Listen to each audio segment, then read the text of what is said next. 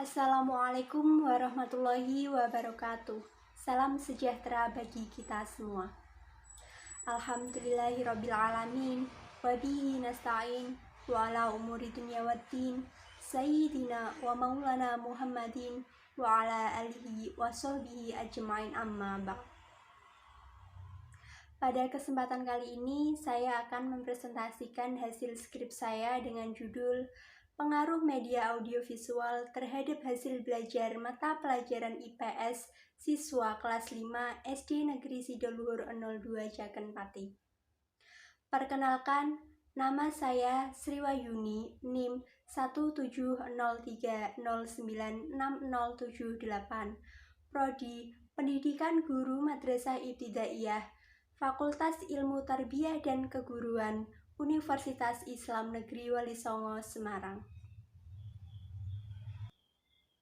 Sebelumnya, saya ucapkan kepada Ibu Sukasih selaku dosen pembimbing saya yang selama ini telah membimbing dan membantu saya untuk menyelesaikan skripsi saya.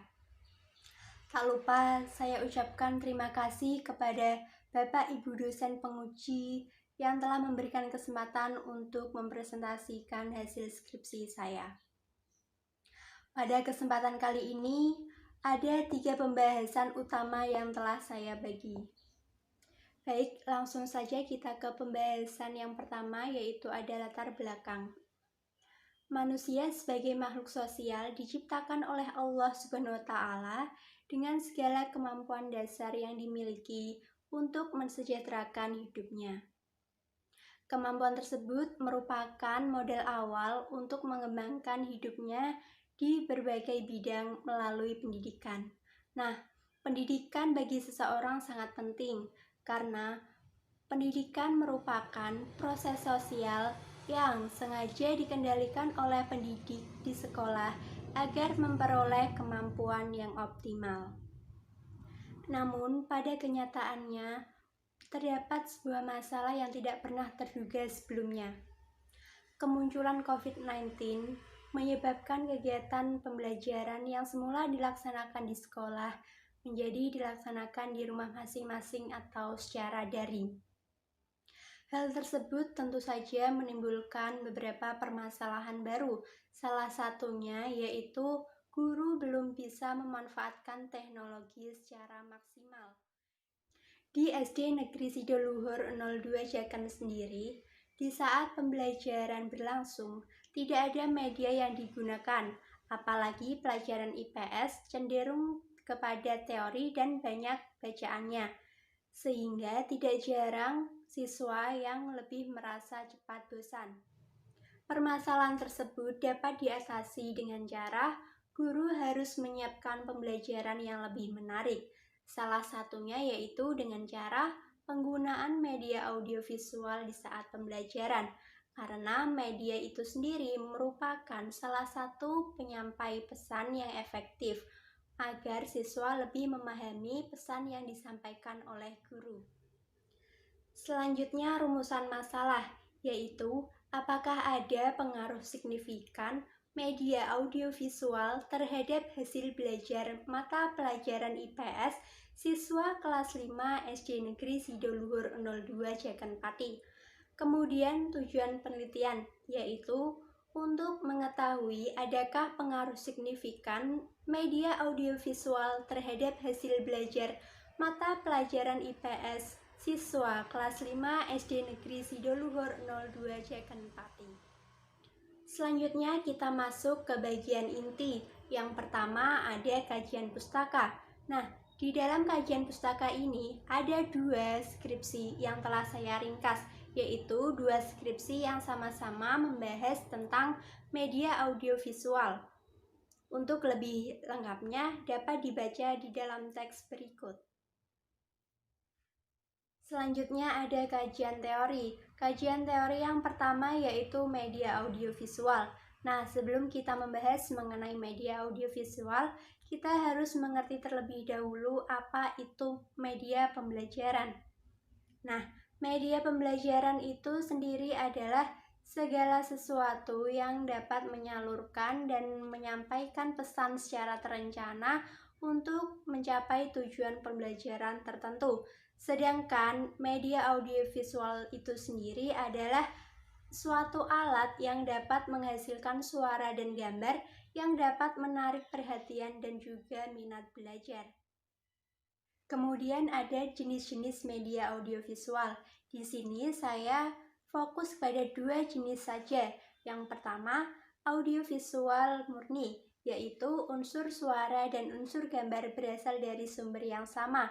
Contohnya, film ataupun video kaset. Yang kedua, audiovisual tidak murni, yaitu media yang unsur suara dan unsur gambarnya berasal dari sumber yang berbeda. Contohnya slide PPT. Selanjutnya, manfaat media audiovisual, yaitu dapat memudahkan orang dalam menyampaikan dan juga memudahkan dalam menerima suatu informasi, serta dapat menghindari salah pengertian. Kemudian, kelebihannya yaitu seseorang bisa belajar sendiri, memperjelas penyajian informasi, dan juga menampilkan sesuatu yang detail. Sedangkan kelemahannya yaitu keterbatasan alat yang digunakan, seperti biaya yang digunakan untuk membuat media tersebut. Kajian teori yang kedua yaitu hasil belajar. Hasil belajar adalah kemampuan yang diperoleh anak setelah melalui kegiatan belajar. Kemudian aspek yang dinilai, yaitu yang pertama aspek kognitif, terus ada aspek afektif dan juga aspek psikomotor. Kemudian cara penilaian. Di sini saya fokuskan dengan satu cara saja, yaitu dengan cara penskoran tanpa koreksi dengan rumus S sama dengan B per N dikali 100, di mana B adalah jumlah jawaban benar, sedangkan N adalah jumlah soal. Kemudian pembelajaran IPS. IPS adalah mata pelajaran yang diajarkan pada siswa sekolah dasar maupun menengah yang mengkaji mengenai kehidupan manusia dalam bermasyarakat. Kemudian kita masuk ke metode penelitian. Yang pertama ada jenis penelitian. Jenis penelitian ini adalah penelitian kuantitatif dengan desain pre-eksperimental, one group, pretest, post-test design. Kemudian tempat dan waktu penelitian. Tempat yang digunakan dalam penelitian ini adalah di SD Negeri Sidoluhur 02 Jakenpati. Waktunya adalah pada bulan April 2021. Selanjutnya, populasi penelitian yang digunakan adalah kelas 5 SD Negeri Sidoluhur 02 Jakenpati. Kemudian ada variabel penelitian. Di sini ada 2 variabel. Yang pertama yaitu variabel bebas, adalah media audiovisual. Sedangkan variabel terikatnya adalah hasil belajar siswa. Kemudian teknik pengumpulan data. Di sini saya menggunakan 2 teknik, yaitu menggunakan tes berupa soal pilihan ganda dan juga wawancara.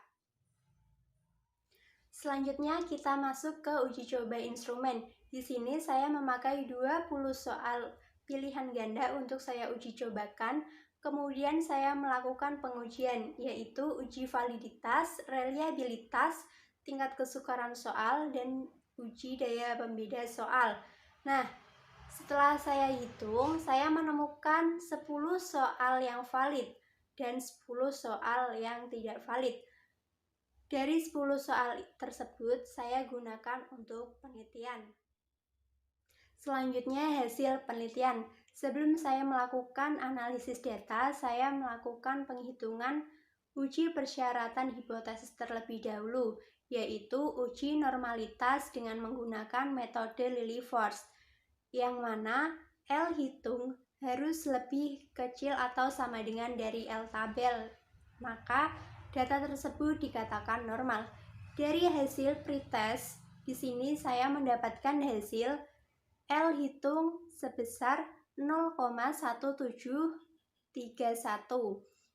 dan L tabel sebesar 0,200. Artinya data tersebut berdistribusi normal. Sedangkan data post-test, saya mendapatkan L hitung sebesar 0,1576 dan L tabel sebesar 0,200, yang artinya data post-test juga berdistribusi normal. Selanjutnya, pengujian hipotesis. Di sini saya menggunakan rumus uji T2 sampel berpasangan, di mana saya menemukan hasil T hitung lebih besar dari T tabel dengan nilai 4,877 lebih besar dari 2,109. Maka H0 ditolak dan HA diterima. Selanjutnya kita masuk ke bagian akhir, yaitu kesimpulan. Hasil uji T yaitu T hitung lebih besar dari T tabel dengan nilai 4,877 lebih besar dari 2,109. Maka H0 ditolak dan HA diterima. Berdasarkan uji T pada taraf kepercayaan 0,95, dapat disimpulkan bahwa penggunaan media audiovisual berpengaruh terhadap hasil belajar mata pelajaran IPS siswa kelas 5 SD Negeri Sidoluhur 02 Jaken Pati. Baik, terima kasih. Mungkin hanya ini yang dapat saya sampaikan. Kurang lebihnya mohon maaf. Assalamualaikum warahmatullahi wabarakatuh.